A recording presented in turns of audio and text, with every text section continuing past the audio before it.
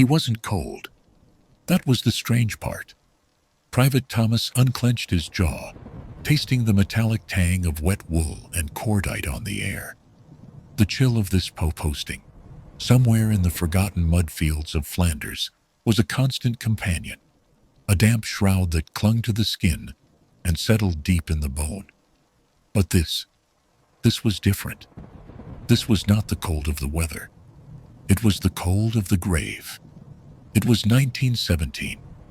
The war had consumed the world, and with it, the sanity of men.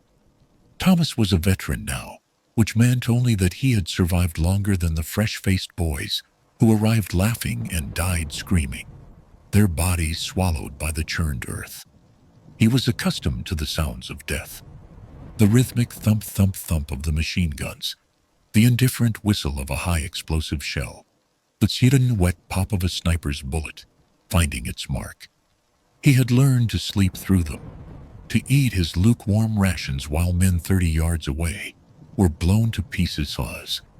But he could not get used to this sound. There it was again. It was not the growl of a dog. Thomas had seen the camp dogs, the terriers brought in to hunt the enormous rats that feasted on the dead. This was lower, heavier, a vibration felt in the teeth as much as it was heard by the ear. It came from the fog that shrouded no man's land, a roiling, chemical-laced mist that hid countless horrors. But this horror felt personal. He tightened his grip on his Lee Enfield rifle, the wooden stock slicks with rain and his own sweat. He peered over the parapet, his eyes straining to pierce the gloom. Nothing. Just the skeletal remains of shattered trees, the jagged lines of barbed wire like thorny vines in a dead garden, and the shadows. The shadows were always moving. Shellshock, the officers called it. Nerves. Thomas knew it wasn't nerves. The sound moved.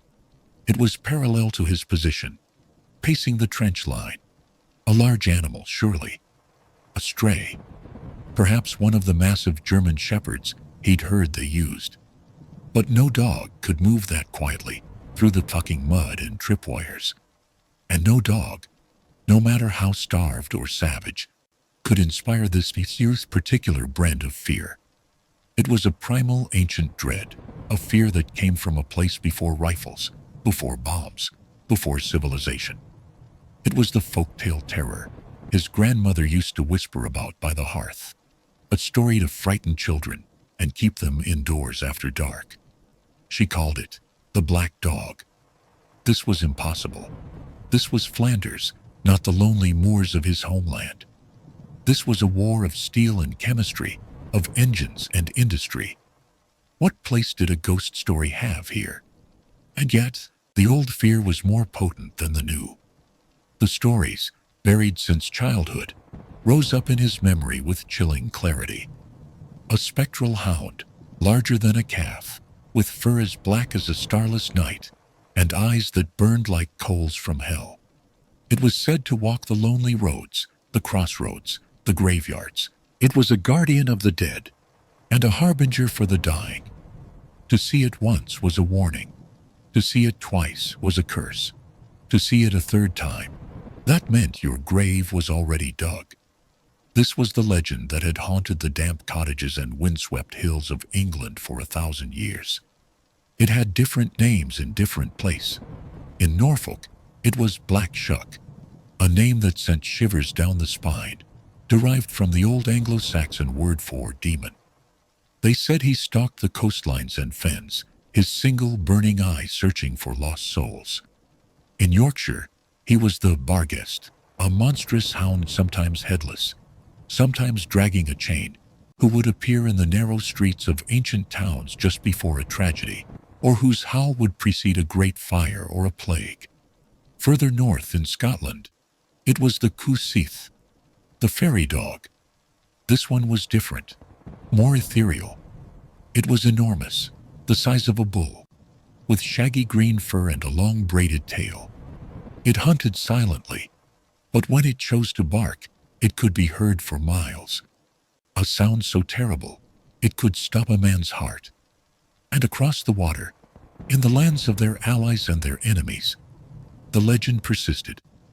The French had their loup-garou, the werewolf, but they also spoke of le chien noir, the black dog who haunted the fields of Normandy, an omen of a coming death in the family.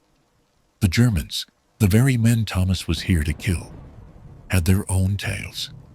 They whispered of the Hullenhund, the hellhound, a beast of fire and shadow that served dark masters, dragging souls to the underworld. These were not mere stories. They were a cultural memory, the personification of mankind's oldest anxieties, the dark, the wilderness, the unknown, and the inevitability of death. The dog, man's most loyal companion in the light, became his most terrifying accuser in the shadows. It represented the boundary between the known world and the other, the tame and the savage, the living and the dead. In the old world, the world before the Great War, these stories were fading. They were the domain of old women and superstitious farmers. The new age of electric light, of motor cars and scientific reason, was pushing these ancient shadows back into the corners, dismissing them as peasant ignorance. But the war had changed everything. The war had ripped the veneer of modernity clean off, exposing the raw, primitive horror beneath.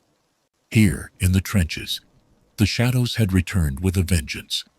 Here, death was not a peaceful passing in a warm bed, but a constant, industrial-scale slaughter. The ground itself was a graveyard, a charnel house, where millions were buried, unburied by shells, and buried again.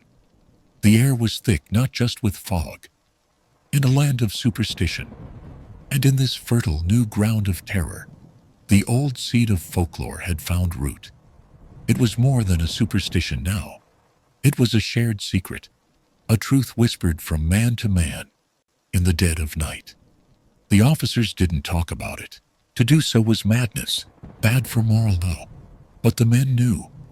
They knew that when the artillery was quiet and the rats stopped squeaking, and a silence deeper than any peace fell upon the line, that was when you had to be afraid. That was when it was walking. Private Thomas pressed his forehead against the cold, damp wood of his rifle. He was shaking, but not from the growl.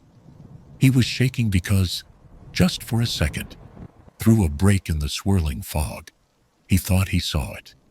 It wasn't a dog. It was a shape, a void in the gray, a patch of darkness blacker than the night around it. It stood on four legs, its head raised as if sniffing the wind. It was massive, taller than a man on all fours. And as he watched, paralyzed, two pinpricks of dull, hateful red ignited in the darkness, fixing on his position. Thomas didn't move. He didn't breathe. He just stared at the spot where it had been. The fog closed in, and it was gone. He stayed frozen for a minute, 5, 10. He lost track of time. His heart hammered against his ribs like a trapped bird.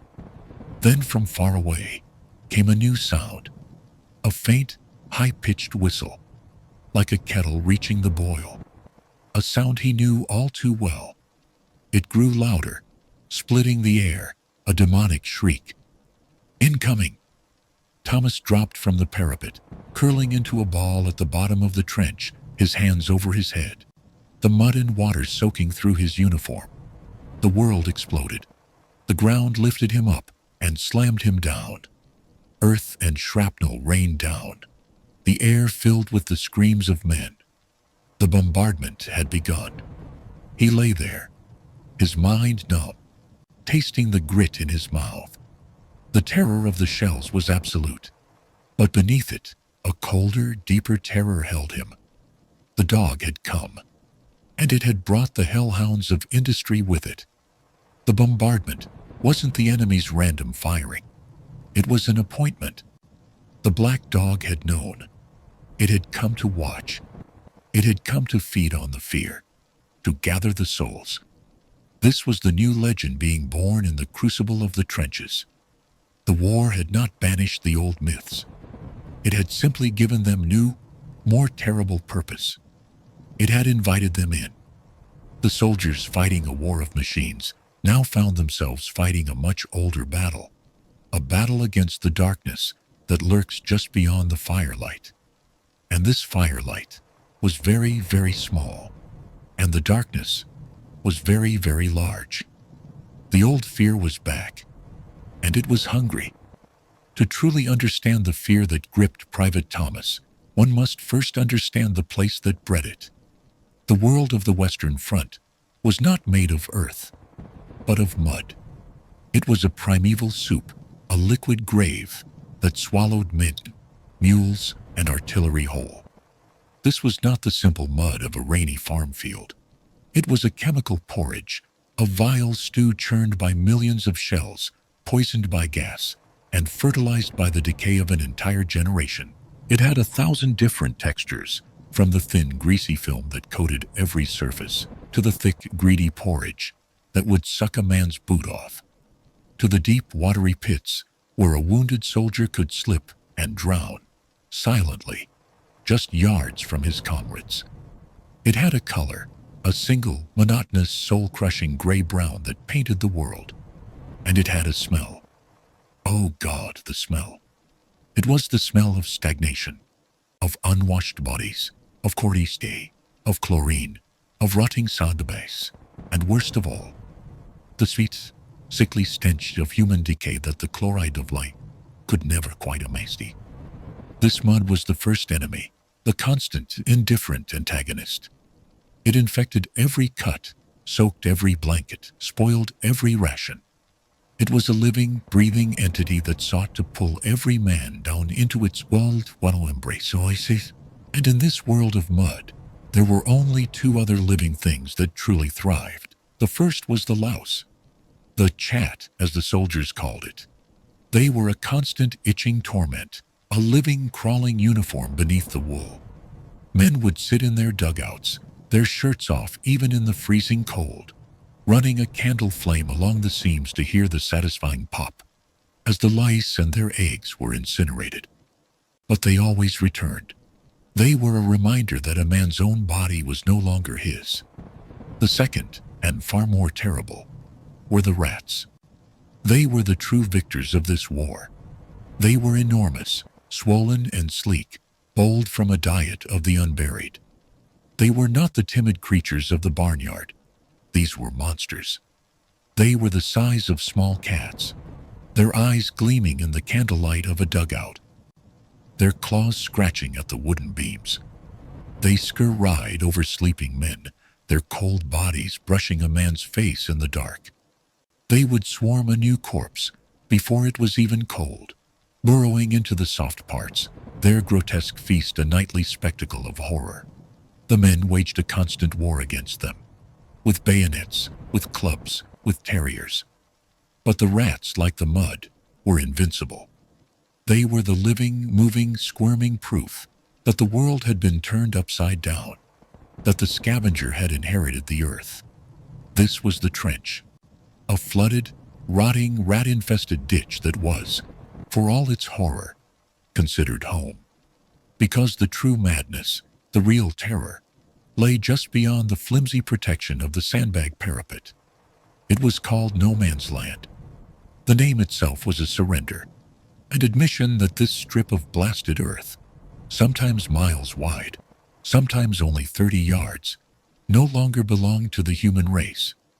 It was a lunar landscape, pockmarked by 10 million shells, a wilderness of craters that, in the rain, formed a chain of overlapping, stagnant ponds. The trees were gone, reduced to splintered skeletal toothpicks that clawed at a permanently gray sky. The ground was not earth, but a pulverized charnel house, a soil made of 5 years of fragmented men. By day, it was a place of deadly stillness, watched by 1,000 unseen sniper rifles. To raise one's head was death. But by night, it came alive. It was a place of whispers, of screams, of flares that cast a ghastly, flickering green-white light, freezing everything in a tableau of horror. It was a place where the dead, caught on the endless tangles of barbed wire, outnumbered the living. They hung there for months, their bodies slowly disintegrating, swaying in the wind, their rotted uniforms flapping like scarecrows. They were a constant, silent audience to the slaughter. The very air in no man's land was different. It tasted of rust and poison. The laws of nature, of cause and effect, seemed to have been repealed. And in their place, older, darker laws had returned. This was not a place for men. It was a place for ghosts. Into this crucible of madness, the human mind was poured. And the mind, under such pressure, does not simply endure. It breaks, or it changes. Doctors in their clean coats, far behind the lines, gave it a tidy name: shellshock, a new term for a new kind of war. A man's brain, they argued, could only withstand so many explosions, so much vibrating, bone-jarring concussive force, before it, too, shattered, like fine porcelain. The symptoms were horrific. Men, physically unharmed, would be struck blind or deaf. Their limbs would shake uncontrollably in a grotesque dance.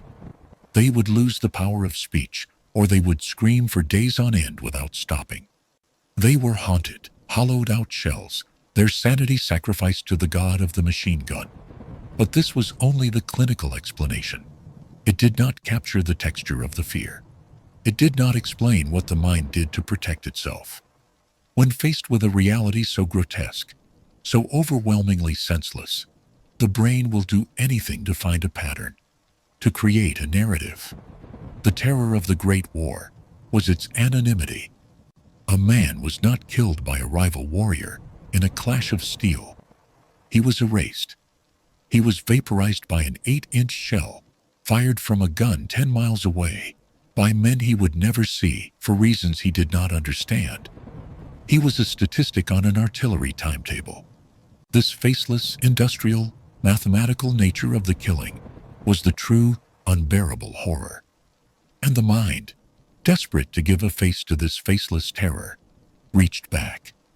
It bypassed the new, incomprehensible horrors of chemistry and ballistics, and it seized upon the old. It found the ancient, primal fears that had been innate in the human spirit since the first man cowered in a cave, listening to a predator sniff at the entrance.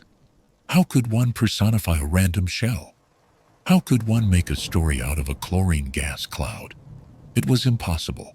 But a monster, a stalker in the night, a beast with claws and teeth and hateful, burning eyes, that was something the human brain was built to fear. The terror of the black dog was, in its own twisted way, a comfort. It was a return to a recognizable, if terrifying, logic. It was better to be hunted by a demon than to be erased by a math equation. A demon could perhaps be understood, be fought, be prayed against. And so, the stage was set. The world was a flooded, rotting graveyard. The space between the armies was a haunted twilight zone.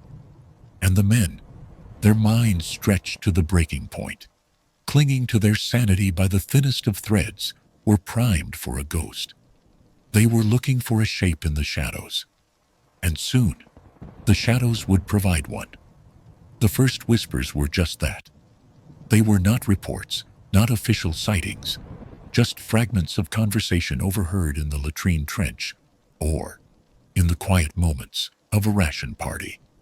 It began, as far as anyone could later trace, sometime in late 1915, during the lull after the Battle of Loos. It was a time of grim stalemate, of digging deeper, of settling in for a war that everyone now knew would not be over by Christmas. It started with the sentries, men who spent 4, 6, 8 hours at a stretch, staring into the same patch of darkness, their minds playing tricks. A sentry would come off duty, his face pale, his hands shaking more than usual. He wouldn't report it. He would just mention it to his mate over a shared cigarette. Saw something queer out there tonight, Bill. Queer how? Fritz Patrol. No, not Fritz. Bigger. And quiet. Too quiet. Or it would come from a listening post, the most hellish duty of all. A man or two, if they were lucky, crawling out into no man's land to lie in a shallow, muddy hole, sometimes for an entire day and night, just listening. They came back with more than just reports of enemy digging. They came back with stories. I swear, Alf, I heard it, sniffing, right near the wire. A big sniffing sound like a bloody great boar. Was rats, mate. Just rats. Rats don't sniff like that, and rats don't block out the flare light. These were fragments, easily dismissed. The men were exhausted, perpetually terrified, and half-starved. The rum ration was the only thing that kept them going, and it was known to make men see things. The officers, if they overheard, shut it down immediately. Pull yourself together, Private. There's nothing out there but mud and Germans. We'll have no old wives' tales in this platoon. But the stories didn't stop. They festered. They grew. They acquired a shape. By the spring of 1916, in the lead-up to the Great Somme Offensive, the fragments had coalesced into a full-blown legend. It wasn't just something anymore. It was, definitively, a dog. A black dog. The name itself was a carrier of the plague. As soon as that name was spoken, it unlocked all the dormant folklore, all the half-remembered stories from home. It was no longer a random anomaly. It was an entity. And it was here. The real, detailed accounts, the ones that became the core of the myth, began to surface during the Battle of the Somme. That battle, more than any other, was the furnace that forged the legend. It was a charnel house of unparalleled scale, a meat grinder that consumed 60,000 British casualties on the first day alone. In a place of such industrial, faceless death, the mine needed a totem. It needed a harbinger. One of the most detailed and widely circulated accounts came from a private in the East Lancashire Regiment, a man named Arthur Hayes. Hayes was not a superstitious man. He was a weaver from Blackburn, a quiet, methodical man who prided himself on his steady hand and clear eye. He was a designated sniper, a man trusted to observe, to be patient, to distinguish a shadow from a helmet. His account, later pieced together from letters to his wife, letters that were heavily censored, and his post-war interviews with folklore societies, was treated with a degree of credibility that other, more frantic tales lacked. It happened in mid-July, near Beaumont-Hamel, a sector that had seen some of the most catastrophic fighting.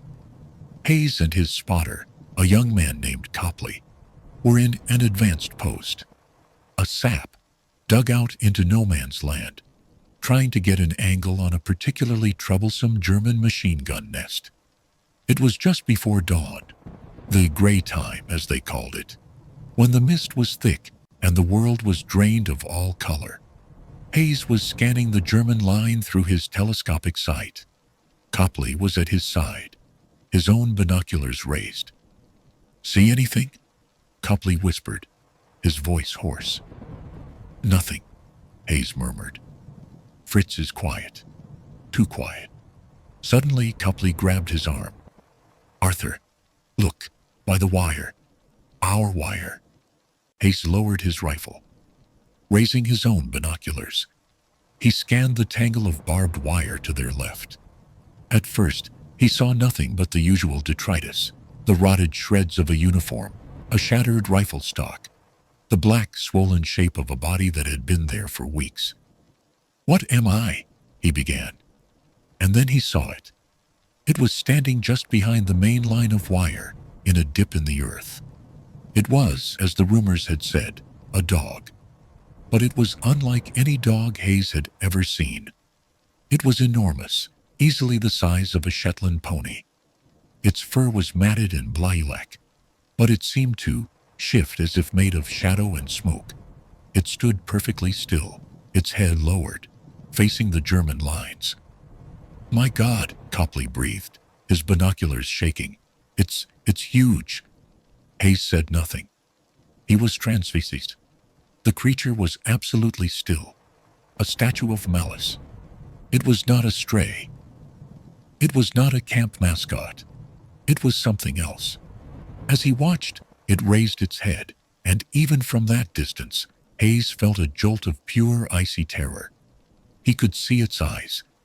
They were not eyes. They were 2 points of dull, burning red, like the embers in a dying fire. "It knows we're here," Hayes whispered, his throat dry. "It's not looking at us," Copley said. It's looking up." Hayes followed its gaze. The sky was a pale, empty gray. There was nothing. "What's it doing?" As if in answer, the creature opened its mouth. It did not bark. It did not howl. It let out a low, vibrating growl that Hayes felt in the soles of his boots. The sound seemed to come from everywhere at once, a sound of ancient hatred that cut through the morning mist. Then it turned. It moved, not with the gait of a dog but with a silent, flowing motion that was utterly unnatural. It didn't step over the barbed wire. It seemed to pass through it, like smoke through a keyhole. It moved across the open ground, its form indistinct in the gloom, and vanished into a shell crater. Hayes and Copley stared at the empty space. "Arthur, what was that?" Copley's voice was a terrified squeak. "I don't know," Hayes said. But he did. He knew exactly what his grandmother would have called it. For a full minute, there was absolute silence. Even the rats seemed to have gone still. The only sound was the distant pop of a single rifle, miles down the line.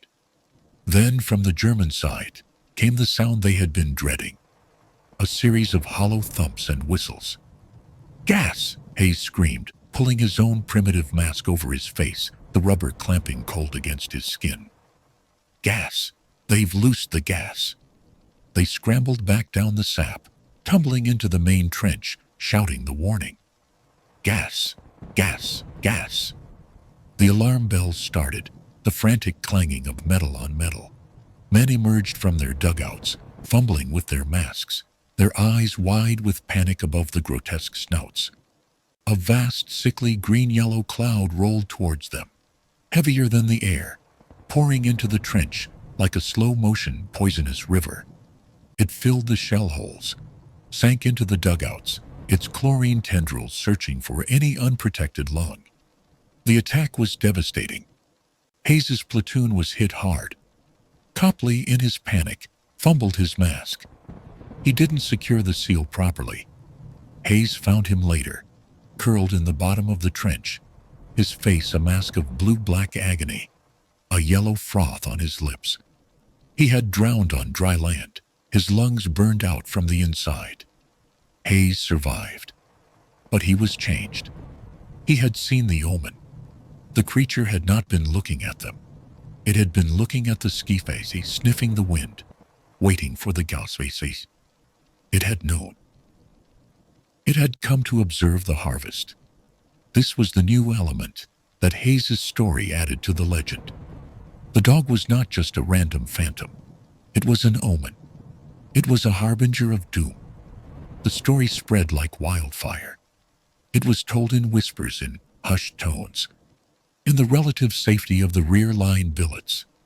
And as it spread, it was corroborated. Other men came forward. A private from a Tyneside Scottish battalion claimed he saw it just before the massive mine exploded at La Boisselle, a black shape standing on the skyline against the dawn. A corporal in the Royal Welsh Fusiliers swore he saw it pacing outside a dugout just moments before a whiz-bang, a light artillery shell, made a direct hit, killing all 8 men inside. The link was undeniable, burned into the soldiers' minds. Where the dog was seen, death followed. It became a new, terrible ritual of the watch. The sentries no longer just watched for the flare of a German match or the glint on a helmet. They watched for it. They watched for the shadow that was darker than the night. They listened for the growl that was lower than the artillery. The officers were furious. They saw it as a breakdown in discipline, a contagion of fear, as one colonel wrote in his diary. They issued orders. Any man caught spreading superstitious rumors would be put on report, given the most dangerous and degrading jobs. But it was useless. You cannot court-martial a ghost. You cannot threaten a man with death when he is already living in its shadow and has just seen its harbinger. The legend of the black dog of the Somme was born. It was no longer a half-forgotten tale from home. It was a frontline reality. It was a new and terrible piece of the trench warfare puzzle. It was the face the men had given to the senseless, random industrial slaughter. They were not just being killed by machines. They were being hunted. And the hunter had a name, a shape, and two burning red eyes. The phenomenon was not confined to one side of the wire. The terror, it seemed, was impartial. Across the churned expanse of mud and corpses, in the opposing network of trenches, the Lancer of the German Imperial Army were experiencing their own identical nightmare. The men of the Kaiser's army were, in many ways, no different from their British and French counterparts. They were farmers, factory workers, and students, torn from their homes and thrust into the same industrial meat grinder. They endured the same mud, the same rats, the same lice, and the same mind-breaking, constant, concussive thunder of the guns. And they, too, had a deep well of folklore to draw from. For the German soldier, particularly one from the rural heartlands of Bavaria, or the foreboding ancient woodlands of the Schwarzwald, the Black Forest, the world of spirits and dark omens was never far beneath the surface.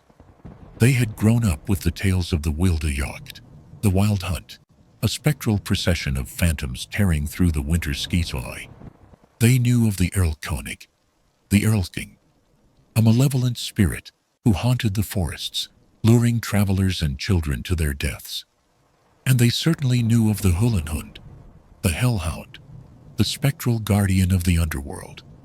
Their legends were, if anything, darker, more primal, and more deeply rooted in the soil of their homeland. So when the stories began to circulate in the Unterstunde, the dugouts of the German line, they were met not with surprise, but with a kind of dreadful recognition. They did not call it Black Shuck or the Bargist. They called it simply Der Schwarze Hund, the Black Dog, or in some sectors, Der Schattenwolf, the Shadow Wolf. The name was different, but the description was identical. A massive black canine form, larger than any known wolf, fur that seemed to drink the light. And the eyes, always the eyes, glühende Kohlen, glowing coals. One of the most terrifying and well-documented German accounts emerged from the absolute epicenter of hell, the Battle of Verdun. Verdun was not like the Somme. The Somme was a battle of open rolling farmland, of advances and retreats over miles of mud. Verdun was a battle of attrition, fought in a confined, pulverized forest, a battle for forts, for hills, for yards of shattered earth. It was a 9-month apocalypse, a mill that ground men from both sides into dust. The landscape around key fortresses like Douaumont and Vaux was not just scarred. It was annihilated. It was a place where the trees were gone, replaced by a gray, splintered, petrified forest, and the ground was a loose, heaving soil of bone fragments and unexploded shells. In this environment, the German Stoßtruppen, stormtroopers, operated. They were the elite, the specialists in close-quarter combat, infiltration, and raids. They were hard men, pragmatic, and not prone to flights of fancy. Erich, a Stoßtrupp corporal from Württemberg, was one such man. He was a forester's son, a man who knew the woods, who could move in darkness, and who feared very little. But Verdun, he wrote in a secret diary, was not Earth. It is the moon, painted with blood. In August of 1916, during a brutal French counter-assault, Erich's squad was tasked with reinforcing a shattered position in the Bois des Cours, Coret's Wood, a place so infamous for its carnage that men made the sign of the cross when they heard its name. They moved at night, through a communications trench that was little more than a shallow ditch, half filled with water, and the floating bodies of their predecessors. The air was thick with the smell of pine, gas, and rot. A French star shell burst overhead, casting its magnesium-white glare over a landscape of pure horror. It was in this sudden, stark illumination that Eric saw it. His squad had frozen, as men do under a flare, knowing that movement meant death. They were in a blasted section of the wood, the skeletal white arms of dead trees reaching for them. And there, standing on the rim of a massive fresh crater, was the dog. It was exactly as the whispers had described. It was immense, its shoulders easily as high as a man's chest. It was not looking at them. It was looking down, into the crater, where a tangle of bodies, French and German, indistinguishable in their muddy shroud, lay half buried. It seemed to be observing. Eric felt his blood turn to ice. It was not the fear of a sniper. It was a deeper, spiritual revulsion. The creature was an abomination, a sacrilege against the very concept of nature. As the flare light began to die, the two red embers of its eyes ignited, a hateful, burning gaze that seemed to acknowledge the new incoming souls. A man behind Eric, a new recruit from Berlin, let out a choked, whimpering sound. Was ist das? Mein Gott, was ist das? The dog turned its head. It looked directly at the squad of frozen, gray-clad men. It did not growl. It did not move. It simply looked. And in that gaze, Eric felt a cold, crushing certainty of doom. It knew their names. It knew their fates. The flare died, plunging the world back into absolute, impenetrable blackness. "Runter," Eric hissed, shoving the man in front of him. "Move! Go! Go!" They scrambled, fell, and half swam down the trench. Their discipline broken. Their elite training forgotten. They were no longer soldiers. They were prey. They reached the position, a pile of concrete rubble and photo bags, and tumbled in, gasping. The sergeant in charge, a grizzled veteran with a face like cured leather, looked at them with contempt. "What's the matter with you? Seen a ghost?" Eric, his breath sawing in his chest, just nodded. "In the wood. Der schwarze Hund." The sergeant's expression changed. The contempt vanished, replaced by a cold, fatalistic dread. He simply crossed himself, a gesture Eric had not seen him make in 2 years of fighting. "It is here, then," the sergeant said, his voice flat. "The French will attack before dawn, and it will be a bad one." He was right. 2 hours later, the French artillery barrage began. It was not a normal bombardment. It was a trommel fire, drum fire, a storm of steel so intense, so continuous, that the world dissolved into a single, deafening, earth-shaking roar. The concrete position was pulverized. The dugout collapsed. Eric was one of only 3 survivors, blown clear by a shell that atomized the man next to him. He was found hours later, deafened, bleeding from the ears, and buried to his neck in mud, but alive. The rest of his squad, including the sergeant and the terrified boy from Berlin, was gone, erased. The German interpretation of the dog was subtly different from the British. The British saw it primarily as an omen, a harbinger of a specific coming event. The Germans, with their darker folklore, often saw it as something more. They saw it as a participant, a psychopathy, a soul gatherer. They whispered that it didn't just predict the artillery, it called it. They said it was seen feasting in the ruins after a battle, not on the flesh, but on the fear, on the last terrified breaths of the dying. They said it was the war itself, given form a scavenger god born of the slaughter. This is the core of the mystery. How? How could soldiers on opposite sides of a battlefield, men who were indoctrinated to see each other as subhuman Untermenschen or Huns, men who were cut off from all communication, be describing the exact same hallucination. A shared hallucination, a folie à plusieurs, can be explained within a single, isolated group. Fear is contagious. But this was a folie à deux armées, a madness shared by two opposing million-man armies. The details were too specific. The size, the color, the silent movement, and most of all, the glowing red eyes. Why not a giant rat? Why not a headless horseman? Why not a floating skull? Why, in both British and German trenches, did the terror unanimously settle on the form of a massive black dog? The skeptics' arguments about mass hysteria and shellshock began to look thin. A collective delusion should, by rights, be shaped by its specific culture. The British should have seen black shuck. The Germans should have seen a horned beast from the Schwarzwald.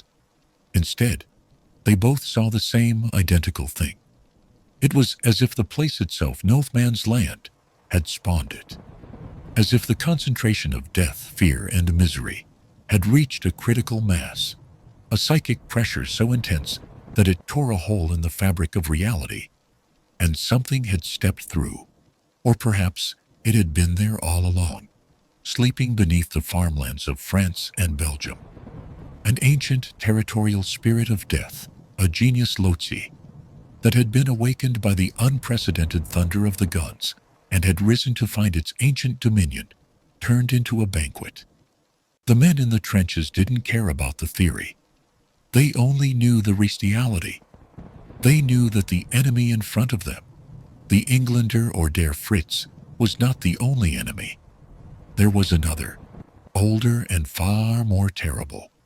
An enemy that wore no uniform, respected no flag, and took souls from both sides with cold, impartial hunger. So, what was it? This thing that haunted the battlefields of the Great War? What did the men, in their scattered, terrified whispers, actually see?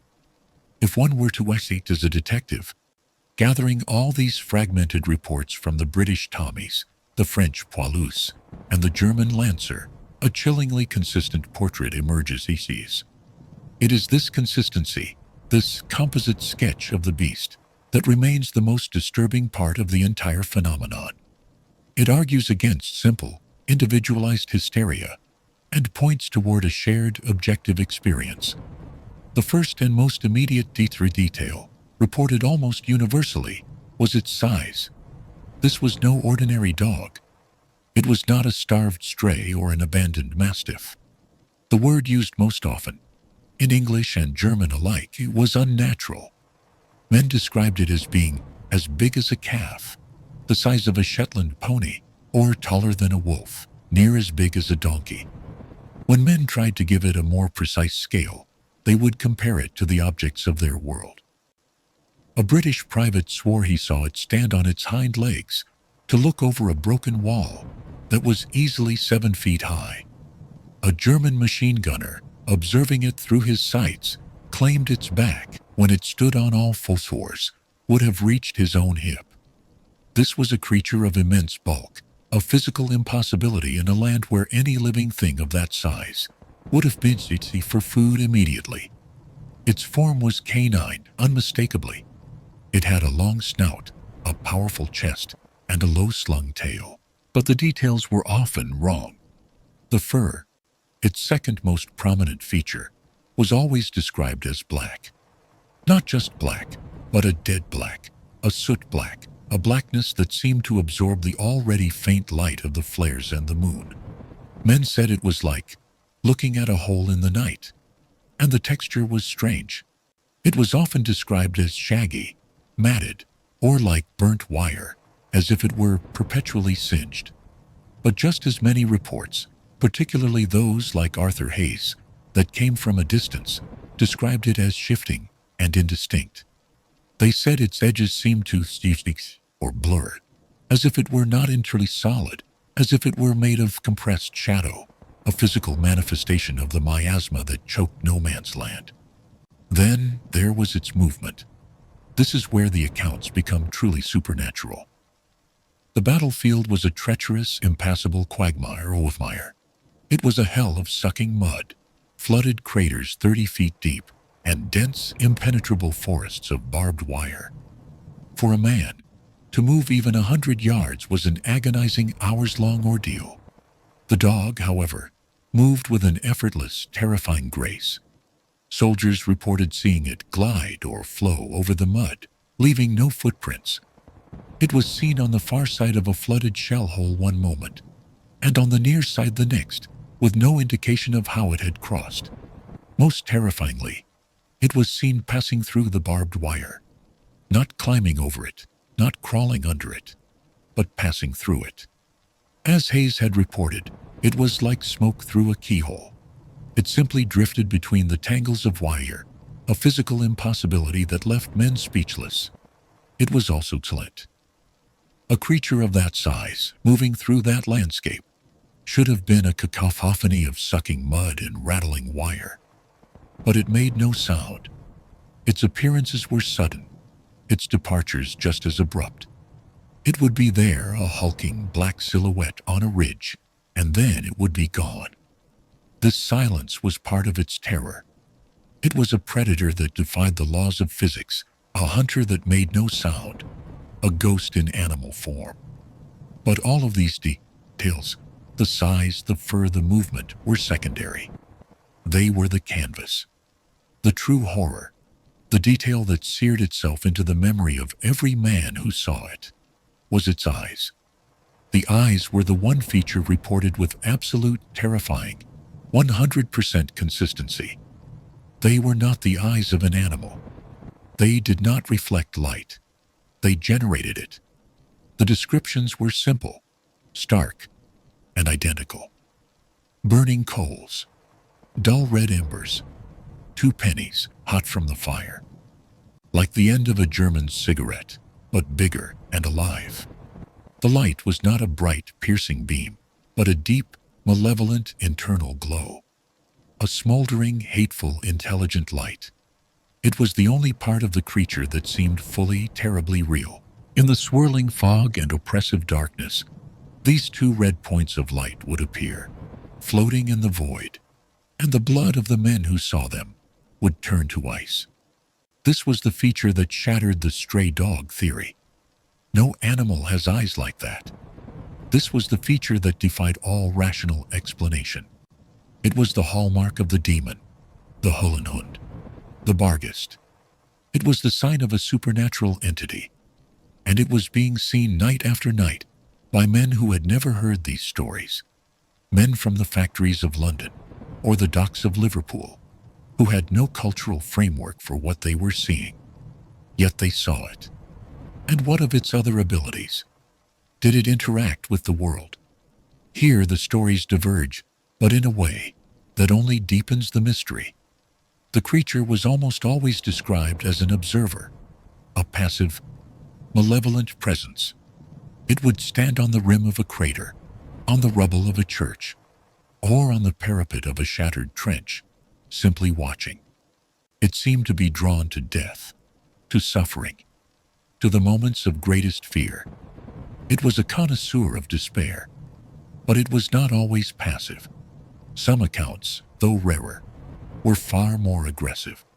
A French listening post, manned by 2 poilus, reported of black shapes circling their hiding place for an hour, sniffing and scratching at the dirt, as if trying to dig them out. The men were found the next morning, physically unharmed, but catatonic, their hair rumored to have turned stark white. A more famous, though perhaps apocryphal tale, was that of the Dog of Mons, while later conflated with the more benevolent Angel of Mons. The original story, whispered among the retreating British Expeditionary Force in 1914, was of a great black hound that was seen running with the advancing German cavalry, snapping at the heels of their horses. And then there was the most terrifying question of all. Was it physical? Could it be harmed? The answer, from the few brave or foolish enough to try, was a resounding no. There are at least a dozen separate accounts of men firing on the creature. A Lewis gunner, in a fit of panicked rage, supposedly emptied an entire drum of ammunition at it. A German sniper, a man who could kill a man at 800 yards, claimed to have put 3 rounds directly into its chest. The result was always the same. The bullets passed clean through. They made no impact. They produced no yelp of pain, no blood, not even a flinch.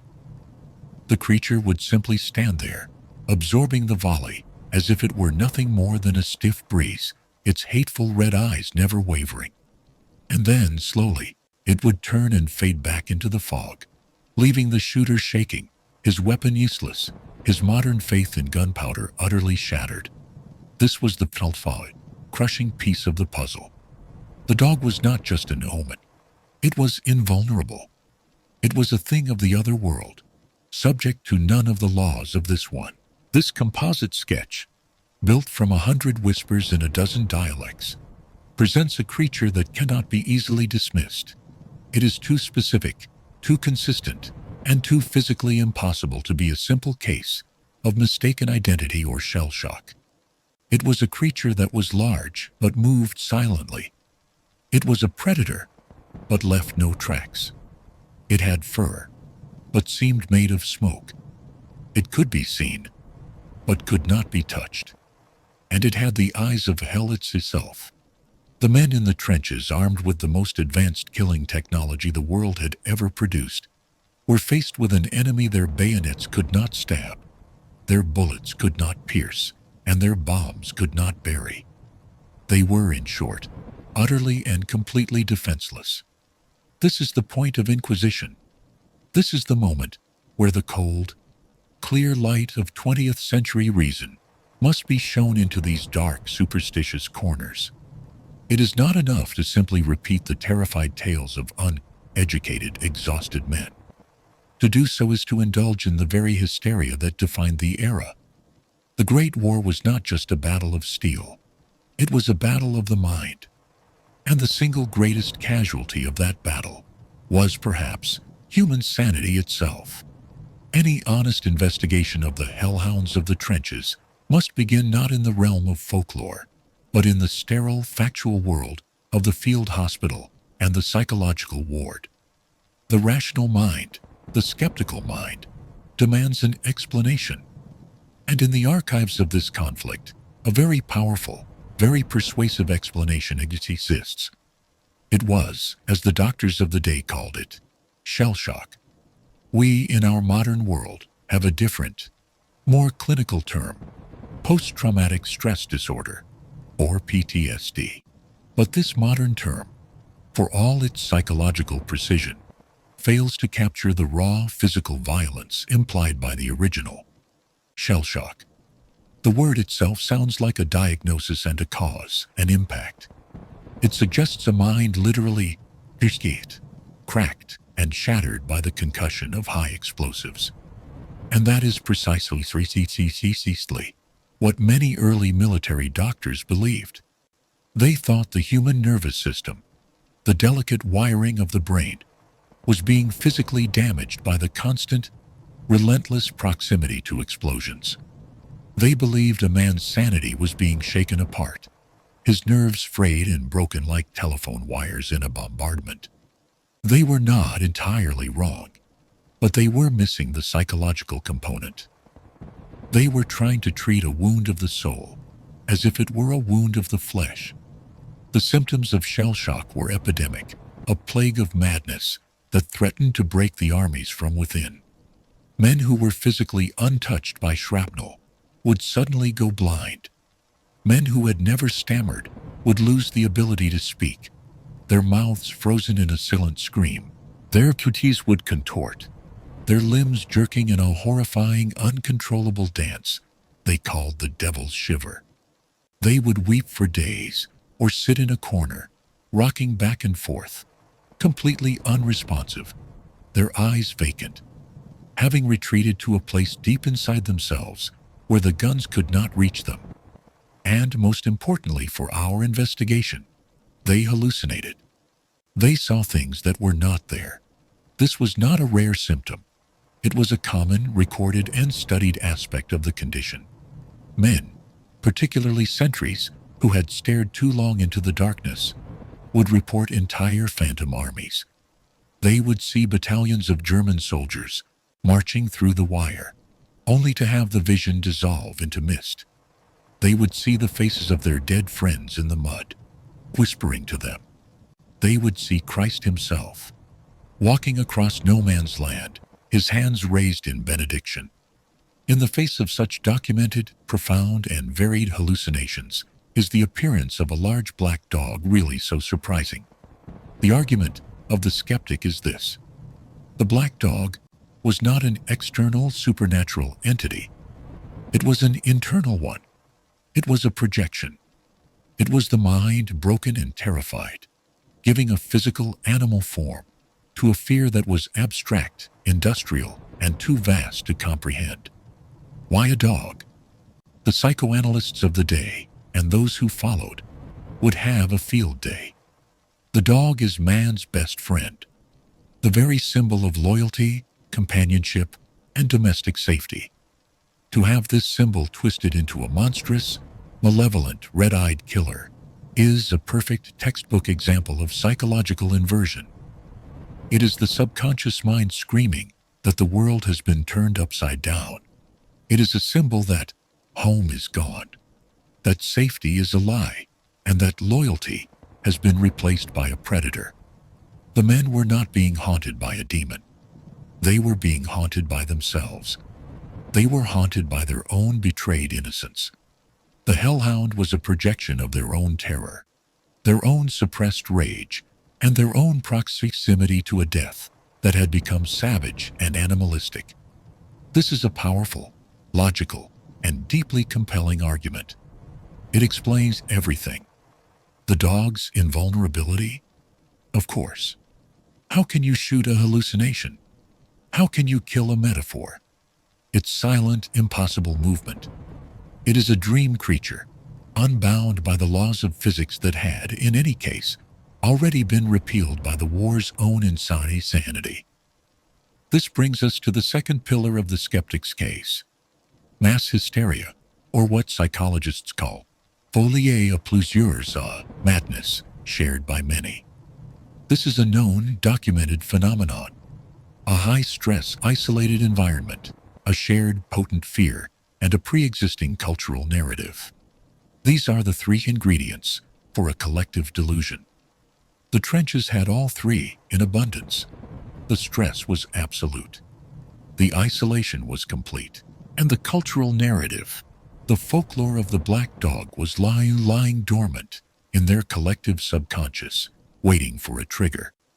It would only take one man, one sentry, his mind already cracking under the strain, sees a shadow, a burnt tree stump, a tangle of wire, and his shell-shocked brain interprets it as the black dog of his grandmother's tales. He tells his mates. His fear is genuine. It is palpable. It is contagious.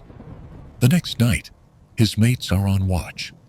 They are not just watching for Germans anymore.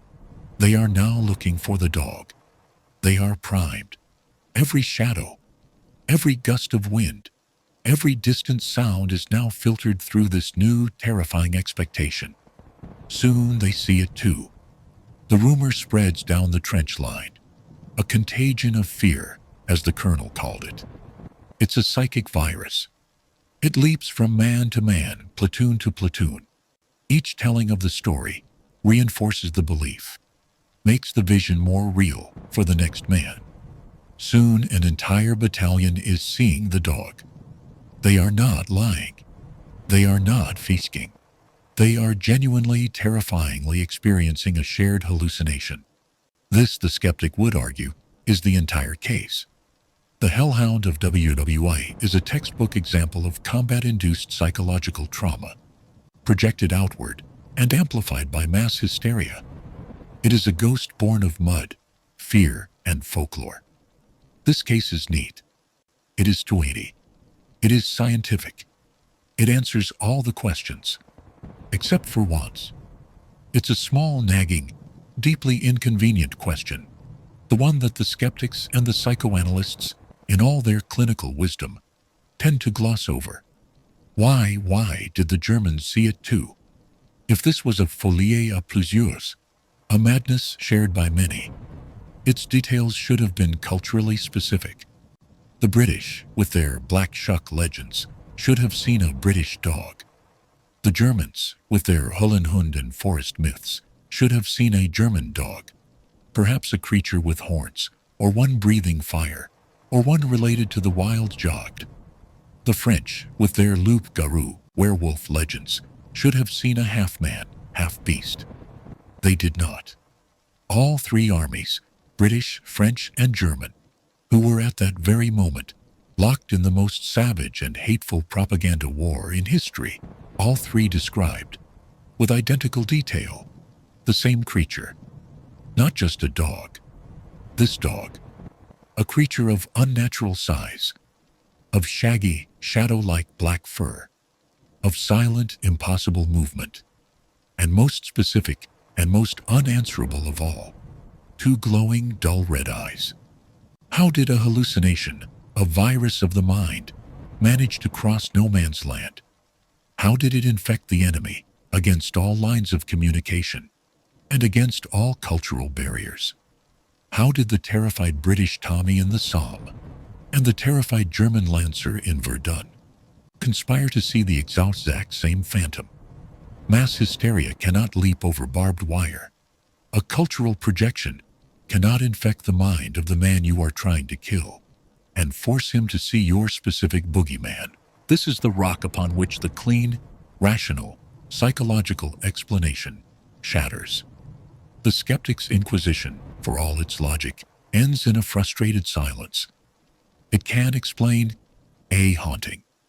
It cannot, and has never been able to, explain this one.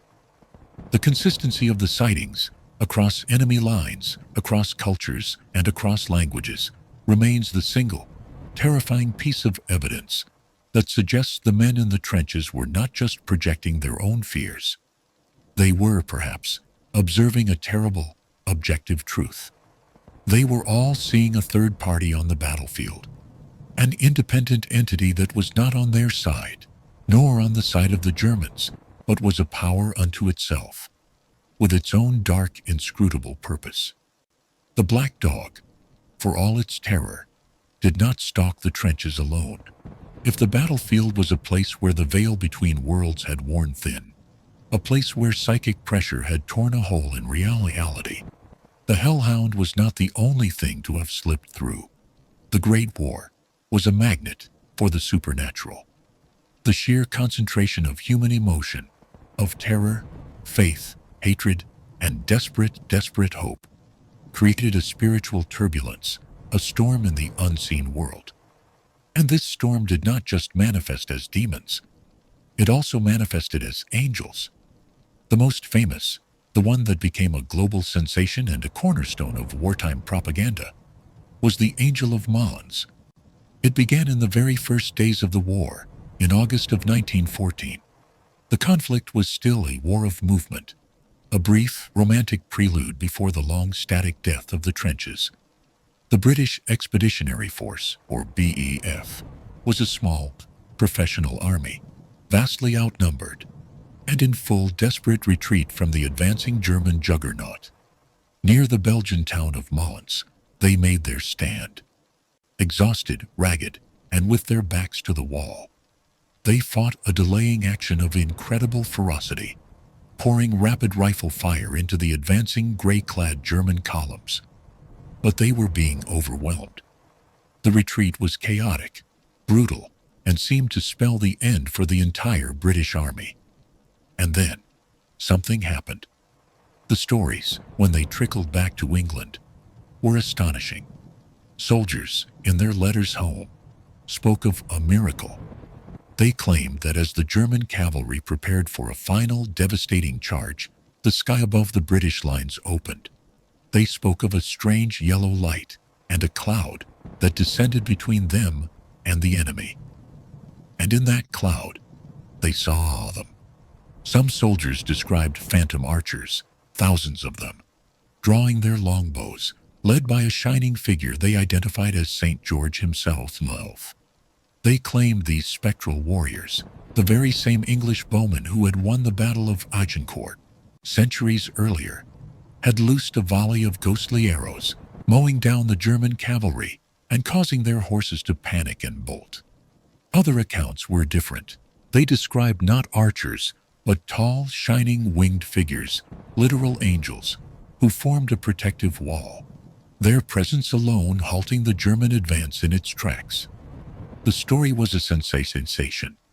It was seized upon by the press, by the pulpit, by a public desperate for a sign that God was on their side. It was a divine validation of their cause.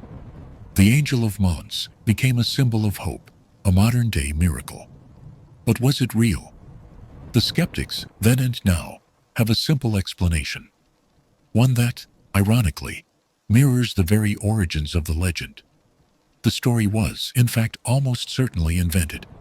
It began not in a letter from a soldier, but in a short story by a Welsh author named Arthur Machen.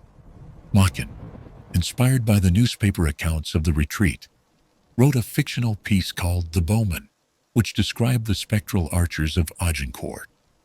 He published it in a London newspaper, intending it as a work of patriotic fiction. But the public, desperate for miracles, wanted it to be true. The story was reprinted, retold, and quickly shed its fictional origins. It became fact. Soldiers, who were not even at Mons, began to remember seeing the angels. The legend was born of a need, not of an observation. And yet, is it that simple? Just a case of wartime hysteria and a well-timed short story? Perhaps. But the Angel of Mons was not the only good phantom on the battlefield.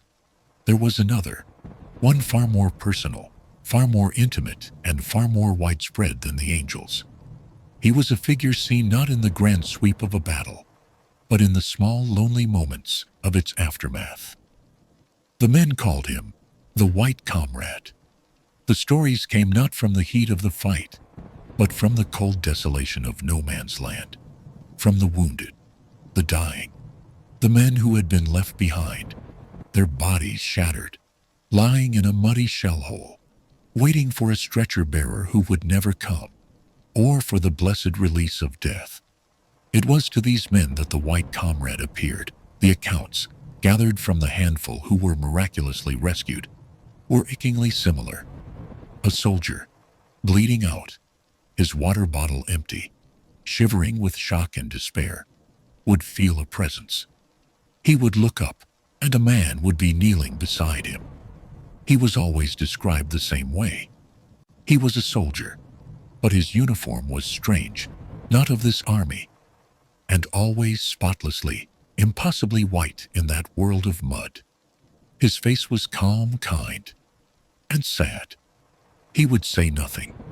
He would simply kneel, wipe the mud from the dying man's brow, give him a drink of water from a canteen that never seemed to be empty, and hold his hand.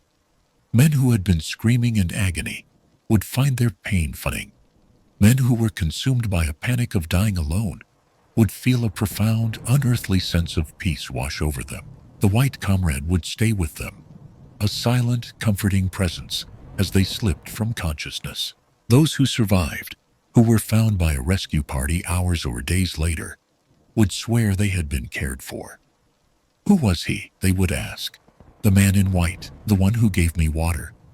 The stretcher bearers would exchange a look. There was no one. They had been alone. The man they were describing, this White Comrade, was a phantom, a ghost of comfort. Unlike the Angel of Mons, this was not propaganda. This was a story the men kept for themselves. It was a secret, sacred thing.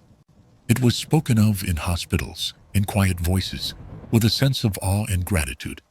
It was a phenomenon reported by British, French, Australian, Canadian, and most remarkably even German soldiers. The Weißer Kamerad, the White Comrade, was just as present in the German hospitals, a comforting spirit for the dying of both sides. He was, in every way, the perfect and complete opposite of the Black Dog. Here then is the theory. Here is the attempt to reconcile the irreconcilable, to find a pattern in the madness. What if the Great War was a spiritual event? What if the battlefield, this narrow strip of hell on earth, became a unique and horrible place, a focal point for psychic and supernatural energy? Think of it as a spiritual magnet. The war, with its unprecedented scale of slaughter, its industrialization of death, and the sheer concentrated volume of human emotion, acted as a battery. All that fear, all that agony, all that hate, it had to go somewhere. It was a psychic charge that built and built until it became so dense that it warped the fabric of reality. It created a thin place, a rip in the veil. And through that rip things come. Perhaps they were always there, waiting. Or perhaps they were created by the spiritual storm.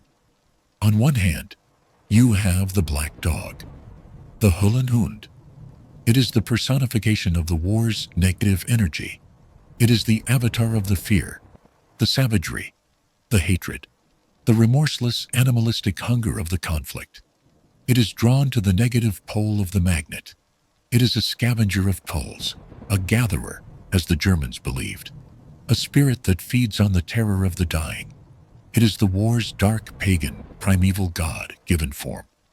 On the other hand, you have the positive energy, the faith of the men, the desperate prayers of the mothers at home, the acts of courage, of sacrifice, of a man throwing himself on a grenade to save his friends. This, too, created a powerful charge. And from this positive pole, the white comrade was born. He is the personification of the comfort, the peace, the final, desperate human connection. He is the answer to the prayer, "Do not let me die alone." He is the avatar of the war's compassion, its last lingering shred of humanity. The battlefield, then, becomes a stage for a much older war, a Gnostic, Manichaean struggle. It is not just Britain versus Germany. It is light versus dark. It is hope versus fear. It is the white comrade versus the black dog. The Angel of Mons, in this theory, is something slightly different. It is the propaganda version, the state-sanctioned, sanitized miracle, born of a need for divine justification. It is a story, a fiction, that serves a purpose.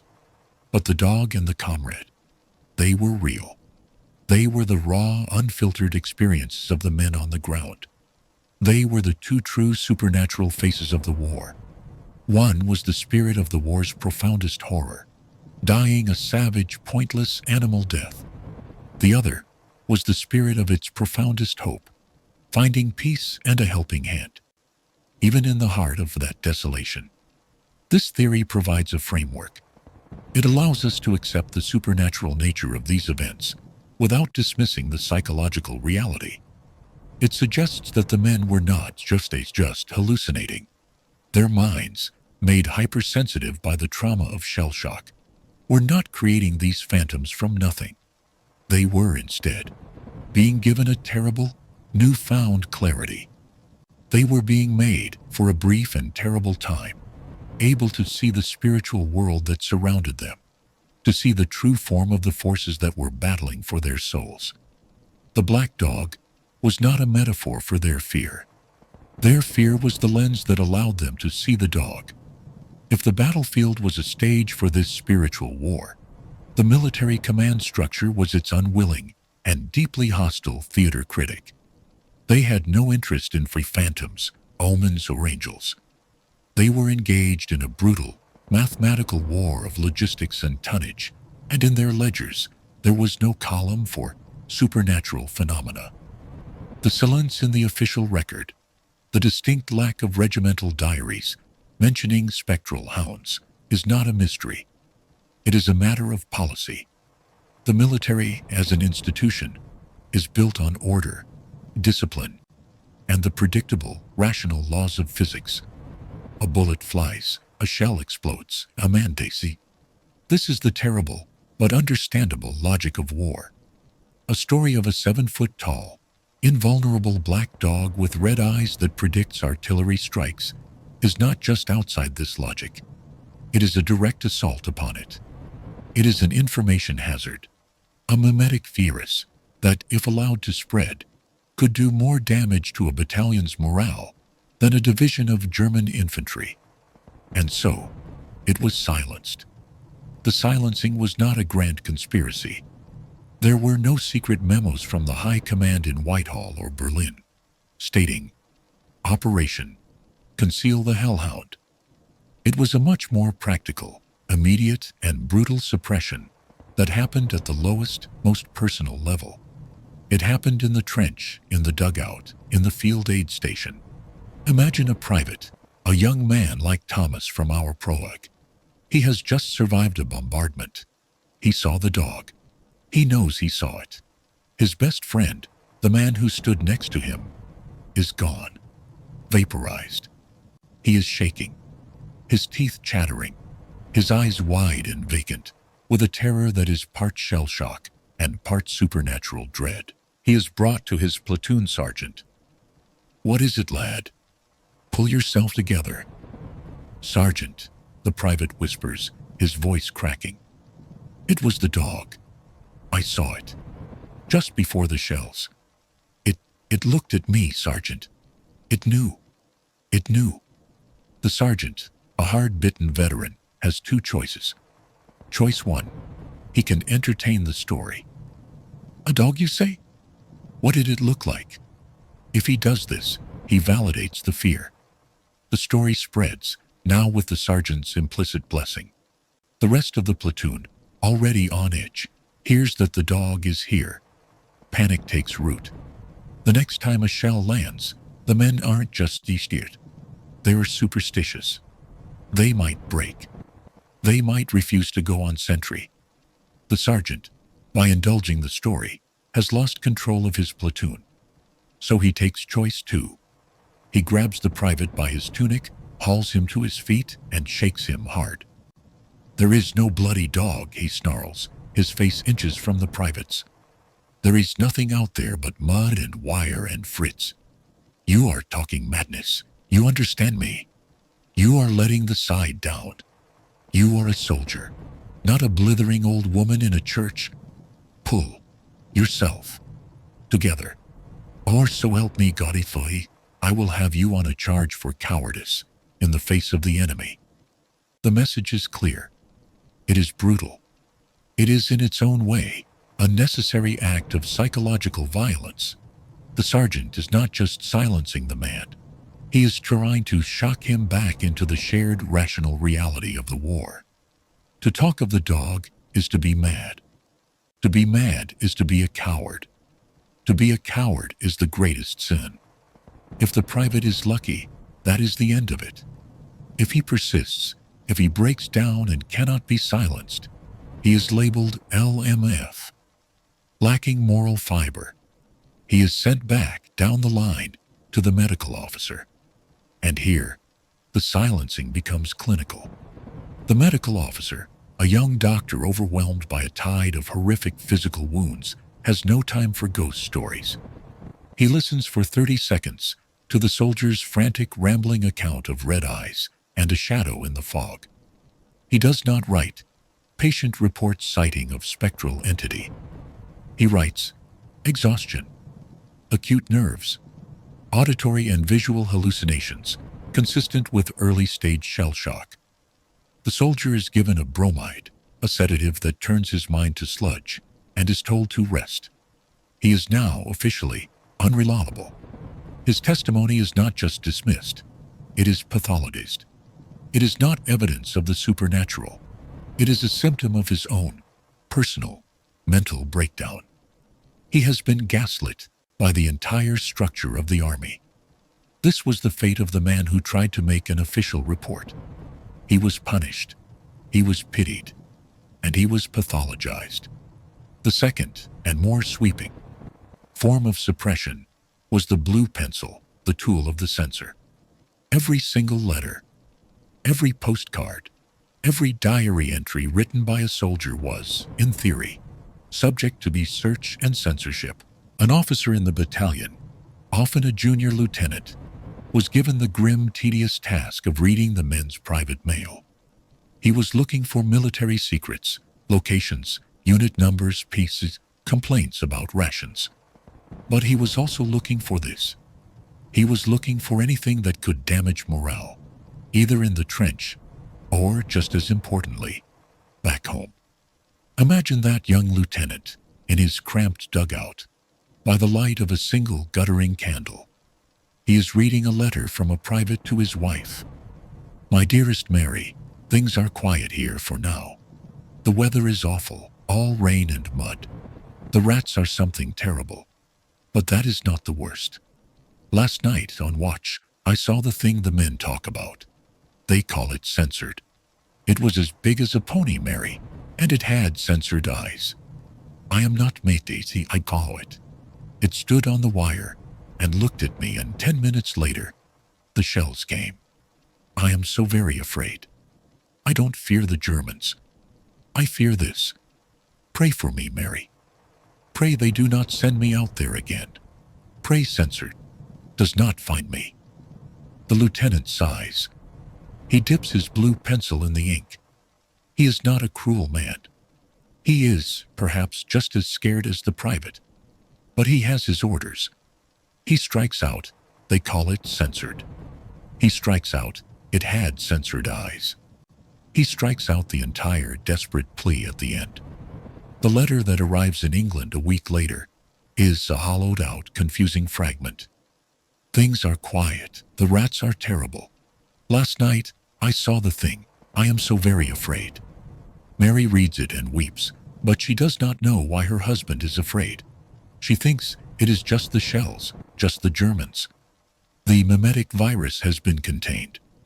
The specific contagious details of the dog have been surgically removed.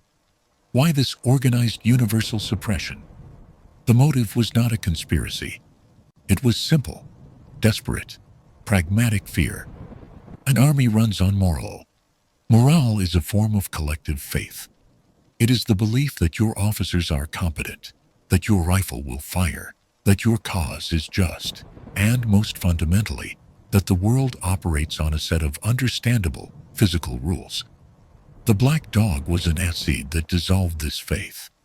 How can an officer command a man to go over the top, to charge into a machine gun nest, if that man believes there is a 7-foot-tall, invulnerable demon running alongside him, waiting to snatch his soul?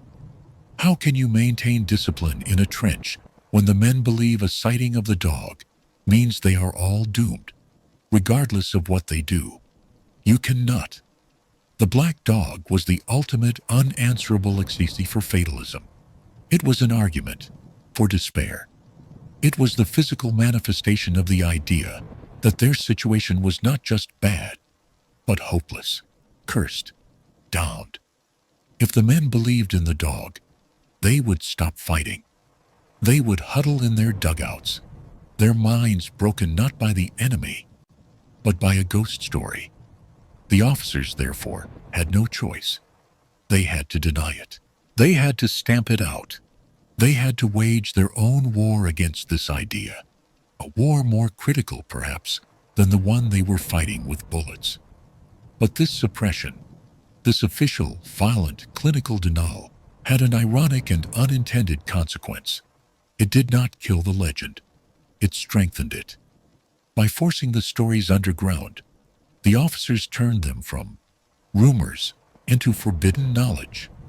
The black dog became a secret, a truth that only the initiated, the frontline soldiers, the men who had this seen, could ever understand. It created a cynical divide. The men learned very quickly. You do not tell the officers. You do not tell the doctors. You do not tell the journalists. They are not part of this. They would not, could not, understand. They would call you mad. So the stories were shared only between veterans, in hushed tones, in the estaminets behind the lines, in the hospital wards, in the quiet conversations between men who bore the same psychic scars. Did you ever? At the Somme? Yes, me too. The silence of the official record is not, therefore, proof that the dog did not exist. It is the opposite. It is the black, inked-out, blue-penciled proof of how terrified the authorities were of the story. They were not afraid of a dog. They were afraid of what the belief in a dog could do to their army. And in their desperate attempt to silence it, they only confirmed to the men that this knowledge was dangerous and that it was, therefore, true. The legend of the Black Dog was forged at the Somme and hardened at Verdun. But it was in the liquid hell of Passchendaele, in the dying months of 1917, that the myth reached its terrible apocalyptic climax. Passchendaele, the Third Battle of Ypres. The name itself is not a word. It is a curse. It is a synonym for homicide, not the mud of the Somme, but a different, more malevolent element. The battlefield was a reclaimed marsh, its drainage systems methodically annihilated by years of shelling. The result was a primordial swamp, a vast lunar bog of overlapping shell craters filled with a stinking, chemical-laden ooze. This was not a landscape. It was a sea of filth, where the ground was a network of slippery, narrow duckboards laid over bottomless pits of slime. To fall off these boards was a death sentence. Men, weighed down by 60 pounds of gear, would slip and vanish, sucked down into the cold, brown porridge, their hands grasping at the slick sides of the crater as they drowned, just feet from their horrified comrades, who were powerless to help. The rain did not stop. For 3 months, it fell. A cold, relentless, indifferent torrent that turned the world into a single, gray-brown ocean of misery. And in this ocean, the armies of Britain, Canada, and Australia fought for a shattered, non-existent ridge. In this place, all semblance of humanity, all the rules of warfare were dissolved. It was a war against the mud itself. It was here, in this Dantesque landscape, that the final, most terrifying sightings occurred. The stories from Passchendaele are different. They are more frantic, more unhinged. The dog was no longer just a passive observer, a silent omen. The men who survived this battle spoke of something more active. The climactic account, the one that serves as the legend's bloody capstone, comes not from a terrified British private, but from a lance corporal in the Canadian Expeditionary Force.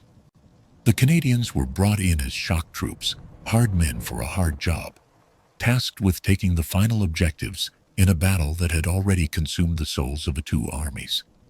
The man's name was Jean-Baptiste Trudeau, a trapper from northern Quebec. He was not a man given to flights of fancy.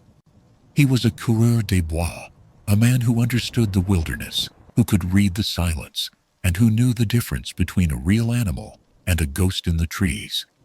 What he saw, on the night of November 6th, during the final assault on the village of Passchendaele itself, would haunt him until the day he died. His platoon was part of the second wave, moving up to support the initial assault. They were moving in the dark, through a rain so cold it felt like needles. There was no trench system. They were advancing in the open, leaping from the flooded rim of one crater to the next, often wading waist-deep in ice-cold, corpse-filled water. The German machine guns were sweeping the field, their track beams stitching the night. The artillery from both sides was a continuous, deafening roar. Trudeau and his squad, 6 men, got separated in the chaos. A German shell landed in their midst, killing 2 instantly and wounding a third. Trudeau, his sergeant, and 2 other men, a young man named Harris and a grizzled veteran called Pops, dived for the cover of a particularly large crater. They landed in a hip-deep soup of mud and decomposing bodies.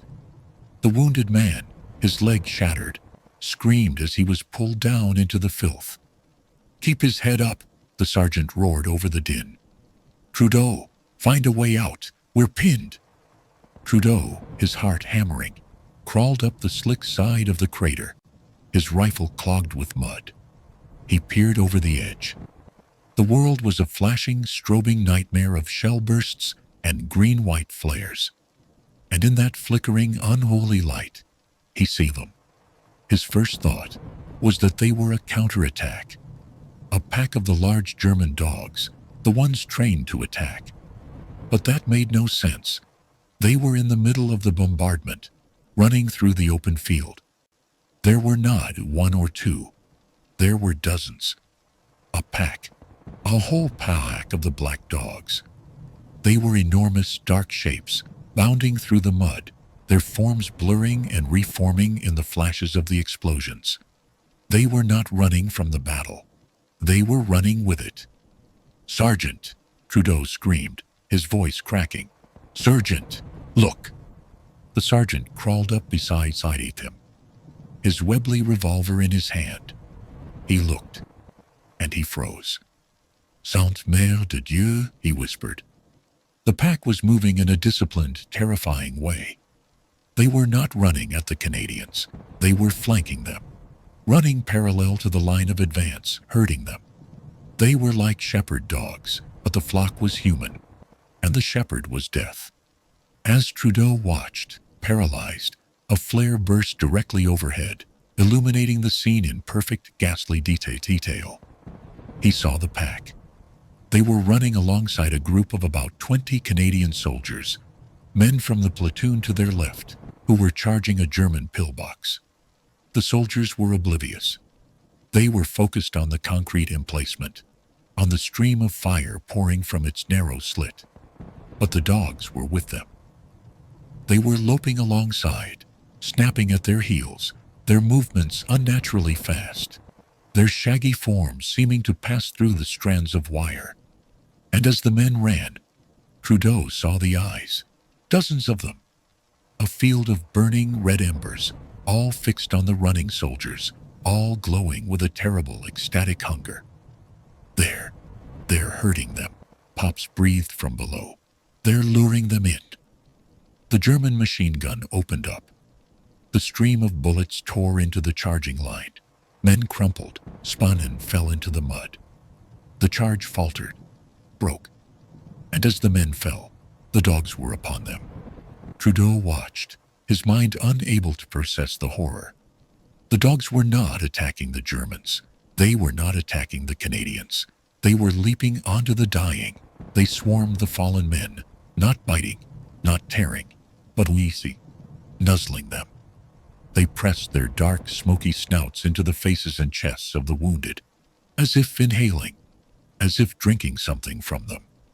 A man, shot through the stomach, thrashed in the mud, and two of the great beasts pushed him down, their red eyes fixed on his, as he let out his final, bubbling scream. It was a harvest, a frenzied, terrible harvest.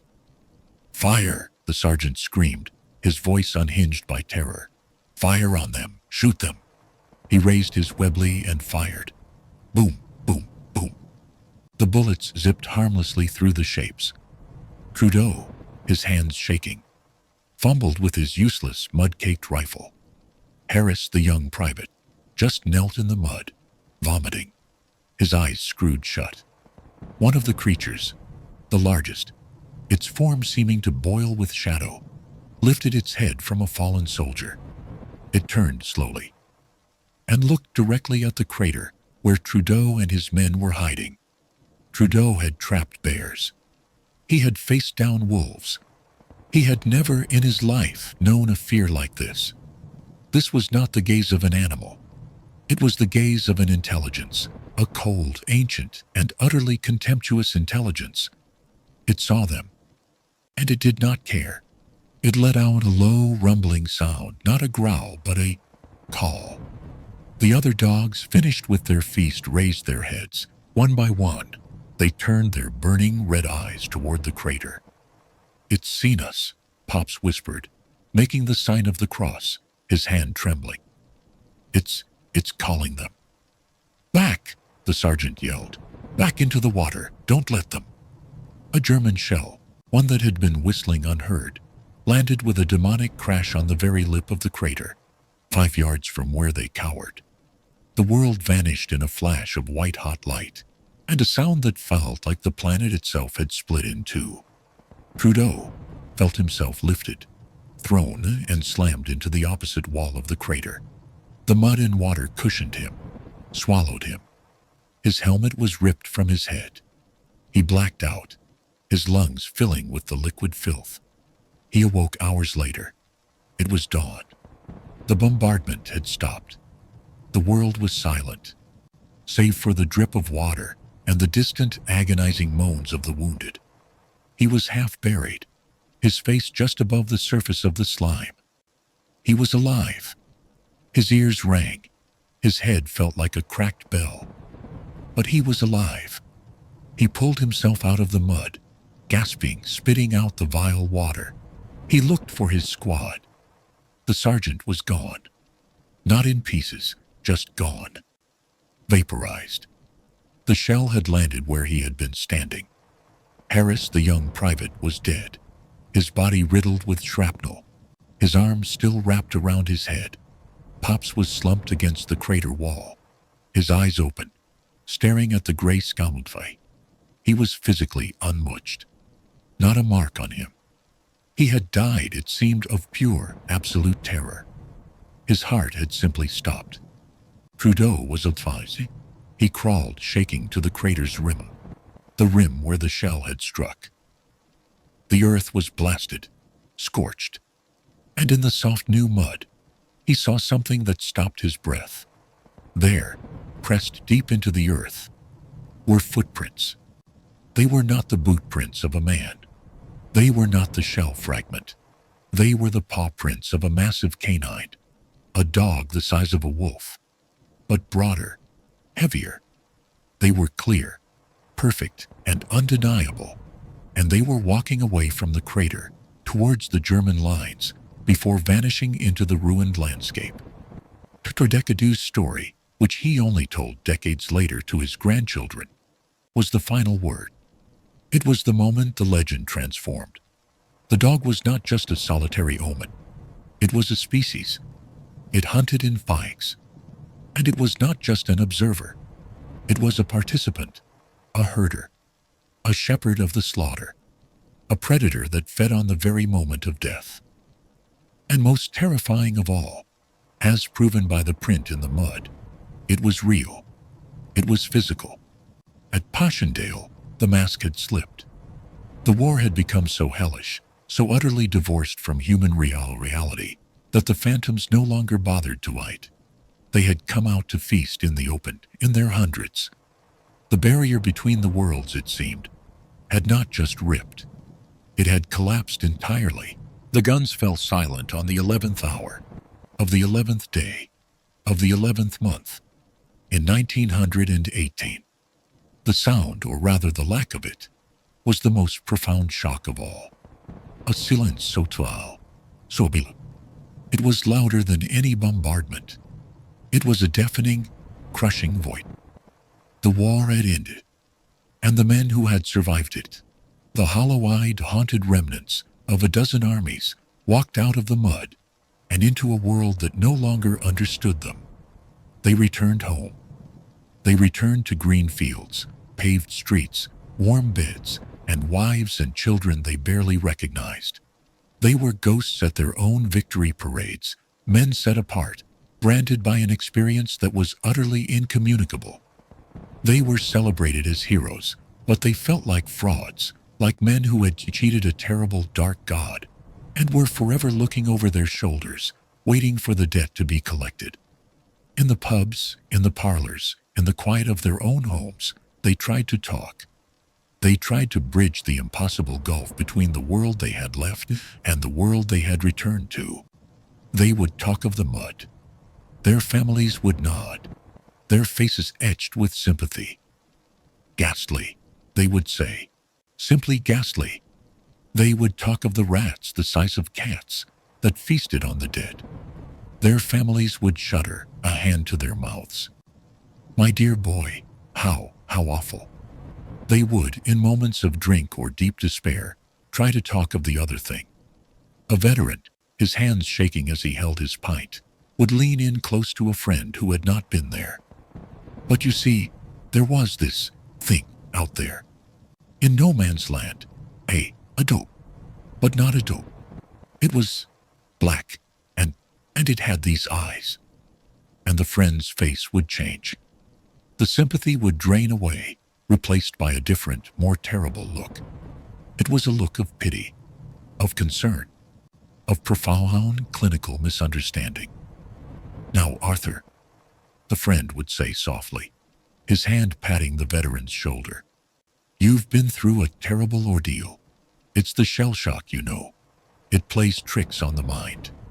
Or his wife, her eyes wet with tears, "Oh, Thomas, my love, let's not speak of such dreadful fancies. It's over. You're home. It was all a bad dream."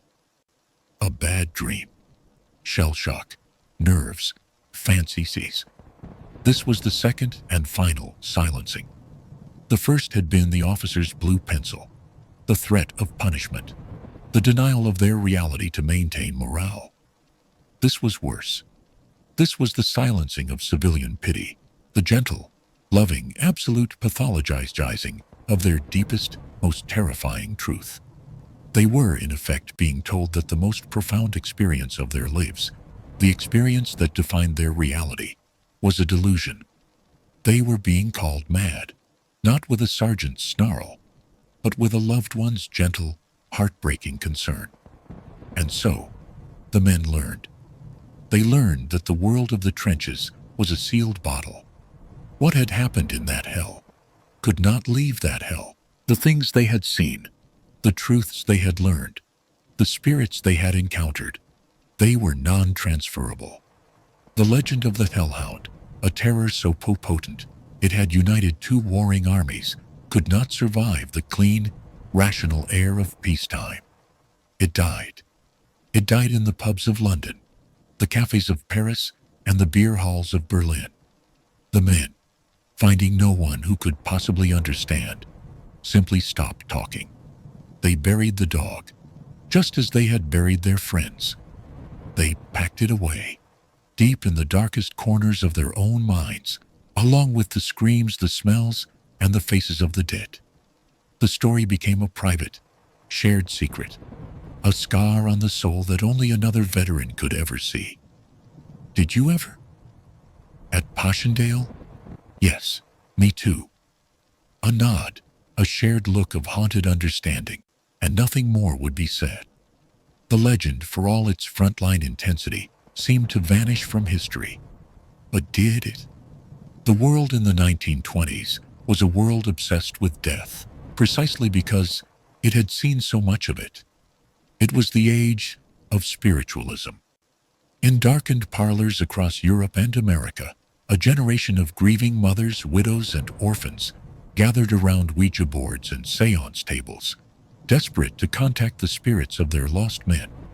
And in the strange, often fraudulent, literature of this movement, there are echoes. There are transcripts of seances where mediums, in their trance, speak of difficulties. They speak of the dead soldiers being lost or trapped.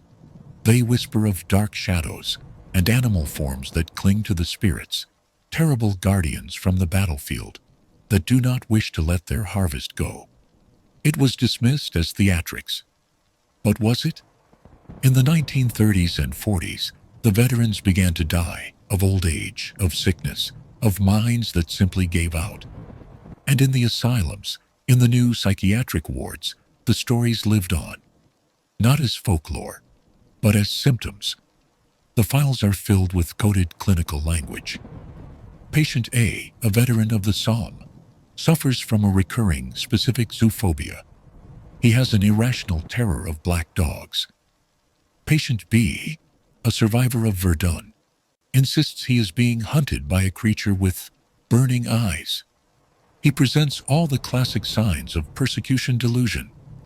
These doctors, in their wisdom, were cataloging the echoes of the haunting. They were documenting the footprint, the psychic paw print, that the creature had left on the minds of these men. The dog itself was gone, but the fear of it, the shape of the trauma, remained, clear and sharp and undeniable. And then, silence. The world moved on. A new, even more terrible war erupted. A war of different horrors, of different myths. The black dog of Flanders faded, becoming a footnote in obscure history books, a curious case study for folklorists, a ghost story told by a generation that was itself becoming ghosts. And so, Here we are, a century later, looking back at this story through the cold, clear lens of the modern world. What do we make of it? What, in the end, was the hellhound of the trenches? We are left with three possibilities. Each, in its own way, is as unsettling as the others. The first is the rationale, the scientific, the psychological explanation. The hellhound was a ghost of the mind. It was a textbook case of collective delusion, a mass hallucination born of unimaginable trauma, exhaustion, and the perfect pre-existing cultural ingredients of folklore. The men, their minds broken by shell shock, needed a face for the anonymous industrial terror of the shells, and so their own brains, in a desperate act of self-preservation, created one. They projected their fear, their trauma, and their animalistic savagery onto the fog, and gave it the shape of a dog. This is the tidy explanation. It requires no ghosts, but it is, in its own way, terrifying. It means that our minds, the very tools we use to perceive reality, are liars.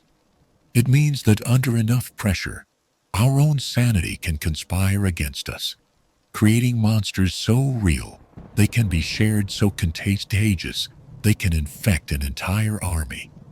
It means that madness is a virus, and the human mind is its perfect host. The second possibility is the folkloric, the archetypal. The hellhound was not a thing. It was an idea. It was the black dog archetype, an ancient, powerful story that has existed in the human psyche for millennia. It is Cerberus, guarding the gates of hell. It is Black Shuck, the omen of death. It is the Barghest, the spirit of the grave. This archetype, this ancient software, lay dormant in our collective unconscious. And the great war, the mud, the fog, the corpse, the endless thundering sound, was the perfect, horrific hardware to run this dark old program. The war did not create the dog. It summoned it. It provided the perfect cultural and emotional nutrients for this ancient pagan idea to burst back into terrifying, three-dimensional life. This, too, is unsettling. It suggests that our modern, rational, scientific world is just a paper-thin veneer, and that just beneath the surface, the old gods, the old myths, the old monsters are not dead. They are only sleeping, and that a thing as simple as a story, given enough fear, can become real enough to kill. Finally, there is the third possibility, the simplest, the most direct, and by far the most terrifying. It is the possibility that the men were not hallucinating, that they were not projecting an archetype, that they were, in fact, telling the literal truth. The possibility that the hellhound of the trenches was real, that it was an objective, non-human entity, an elemental, an interdimensional predator, a genius loci of that blasted, poisoned earth, awakened by the unprecedented concentration of death and agony, a creature, or a species of creature, that is drawn to human suffering, a scavenger that feeds not on our flesh, but on our fear, on the soul stuff that is released in the moment of a violent death. The possibility that the Western Front, for 4 long years, was its feeding ground, a banquet, a harvest. This is the conclusion that makes the blood run cold, because it means we are not alone in the universe, in a way that is far more terrifying than any alien invasion. It means that the unseen world is not empty, and that in our moments of greatest savagery, of greatest collective trauma, we ring a dinner bell. We attract things that are ancient and powerful and hungry. The guns of the Great War fell silent long ago. The men who saw these things are gone. The battlefields themselves have been reclaimed. They are green fields dotted with white cemeteries. The mud is gone. The white tree is gone. The rats are gone. But the dog? The pack? Has it gone? Or is it simply waiting, The war, they say, awoke something. Did the peace put it back to sleep? Or is it merely dormant, biding its time, waiting for the next great industrial-scale release of human fear? The final haunting question is not, what did those soldiers see? It is, when will we see it next?